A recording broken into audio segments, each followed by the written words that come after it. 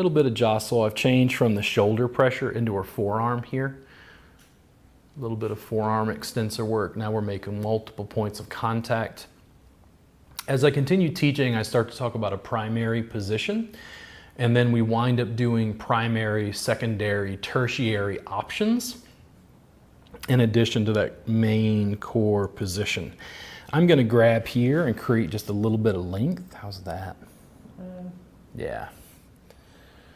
Right there. Towards the base of the skull. This is getting towards the suboccipitals. It's also getting towards the insertions of trapezius and the muscles that go up like levator scapula. I think it's into 1, 2, 3, the top 4 cervical vertebrae, I think. So I'm going to go up right into here, right at the base of the skull. Still in the posterior. How's that? There we go. I'm going to give her a little bit of space at the arm. Do you want more pressure forward? More pressure back? That's going to work on. I'm going to place this down so she's covered, and I'm right here along the rib cage. To be able to apply pressure, I'm going to come in and hook my forearm. Now, do you want a little higher or a little bit lower? Maybe higher? Maybe right there? What do you think? Okay. Now, I'm going to allow her arm to just drape over mine. I like when their forearm just goes in this little crook at my elbow. I can reach over and get this as a handle so that I can start to mobilize the shoulder blade on top of the rib cage. Now, is it when I go up or down? I feel it more coming down. Okay. So if I'm going down, tell me when you want me to stop. There, okay. Now, do you want me to go forward? The eye-barometer went off, or to the back? Forward. Okay, I'm going to go to the front. You'll notice that I'm giving her an option, but I'm not making a judgment about where she wants to feel pressure.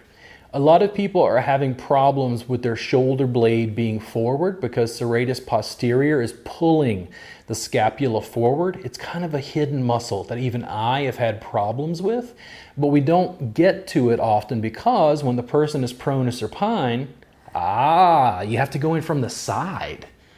Whereas if you stack the person on their side, you can sink down and easily access this muscle in a way that you wouldn't normally because you don't spend a lot of time with people in side lying if you're like a lot of the therapists that I work with when I'm teaching CE classes. How's that right there? Do you prefer the jostle to holding static? Yeah. Okay. So little jostle here. I can again hook around the arm. When I go a little bit higher, how's that? Oh, right there? Yeah, it's like a rock. Forward, yeah, right there? Okay, is it too much where my arm is? No. There we go. And again, pressure up or pressure down? Now it's pressure down. Pressure down, right there. There we go. I go back to something we were doing earlier, which was having my foot along the sacrum. I'm going to mobilize her open again for kind of a last pass. How are we doing time-wise? 15 minutes. About 15 minutes? Okay. So I'm slowly, again, just isolating at her sacrum so she doesn't roll too far open. How's that? There we go. I'm going to start to move my foot underneath the shoulder blade. Before we were right at the edge, I kind of had my foot turned this way. I'm going to actually start to work my toes underneath her shoulder blade, bringing her leg to neutral, not her leg, her arm to neutral. And you'll start to see how her shoulder blade starts to roll over my sock here. I'm going to come just a little bit higher and you're going to see this. Do you see how her shoulder blade starts to roll over my foot? How is that, Heidi? Is that too much pressure? Okay. I'm not trying to dig my toes in as much as I'm pulling her shoulder blade into me and receiving her body. So I'm gently going to pull her open and actually start to lift her. Right there. Right there. If this feels uncomfortable for your toes, you're free to leave it out. How's that?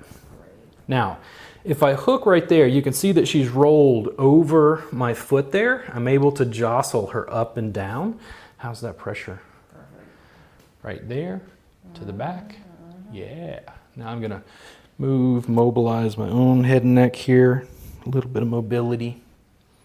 Now I've got her lifted. I'm gonna pull her arm, and usually with a bent arm, I can start to use this handle to lift her. I can work on her forearm flexors and extensors really, as I lean and pull. Is that too much at the top where my big toe is? Oh. Okay. She likes the pressure, and I lift and lift and lift. It's almost like lifting her off. I can move my foot just a little bit higher. Yeah, right there. Back and open. Back and open. Back and open.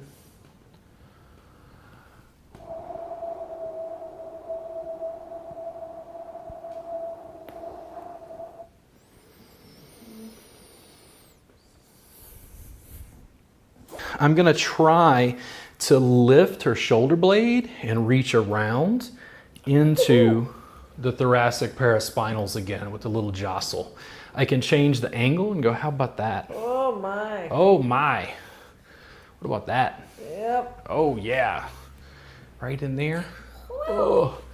And then with both arms, hey, how's that? Oh yeah. Now, this is the reason I like clothed work, because I can mobilize her and really get into this without fear that she gets a breeze and feels naked. It feels much more comfortable to me, especially working with women, I think. Got another comment. Yeah. I live in Asia, and some might confuse this with a Thai massage given in Thailand. Yeah. I plan on explaining to my... Give her a little bit of space. Now, again, to get your CE credit, you will have to follow the link below when I post it. You're gonna take 5 little questions on Teachable. You're just gonna kick out your certificate. I'll also provide a link, to the forearm extensors, to the Reboot Insiders Club, so you can subscribe to our service. There are 300 plus hours of my class recordings from the past 2 years already there. I'm trying not to kill Heidi. I'm gonna bring you up and over. I'm gonna grab maybe at the elbow here. And how's that right there? There we go. Hooking around. And not Hooking around. last to forget. Hooking around. Mom. Hey, what's up, Mom? Hey, everybody, if you're there, say hello to my mom, Miss Liz. I love my mom. I'm thankful that my mom is around so I can try to make her famous on the interwebs. Right there, how's that? Oh, good. There we go. I'm gonna lift Heidi's head just so I can get her hair out of the way. And give her just a little bit of light traction. I'm just gently holding onto her head and neck. I'm gonna use the fingers just to slide along the paraspinals in the back here.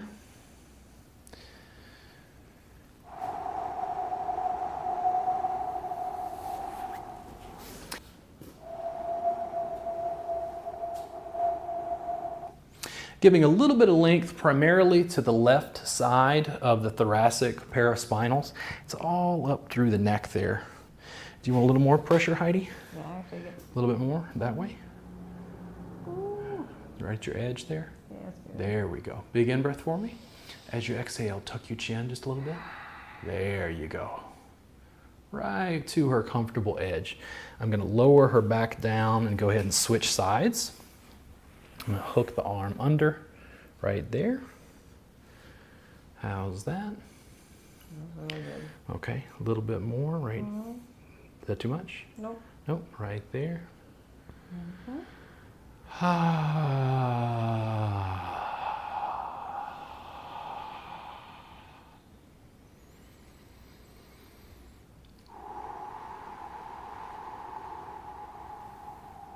And lowering her back down again. I can always repeat any pieces of that I care to. I'm always going to communicate with the receiver just to find out, what they're looking for, tailor the session to them. I tend to teach sequences initially just to get the therapist started. Once you develop a level of mastery, you start to improvise using your body and the client's issues.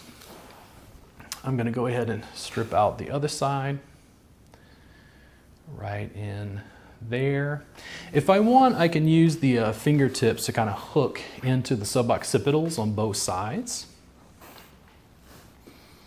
How's that right there, Heidi? That's really good. There we go. I'm just making nice, something a little bit softer towards the end of the session. You can see that this has gone, if I'm correct, it is an hour, right? Mhm. Yeah, we've done this for an hour. We mostly worked on one side. It's why my sessions kept getting longer and longer. What I wound up getting was very dedicated clients who absolutely loved the work that I was doing. They had a higher rebook rate. I was making more money. I was saving my hands, and we just kept building and growing. Head in my right palm and just press her shoulder down and away. How's that, Heidi? That's good. And then I'm going to lift her and give just a little bit of twist and length. How's that? Nice. There we go. Try not to pull hair. And again, back to this side.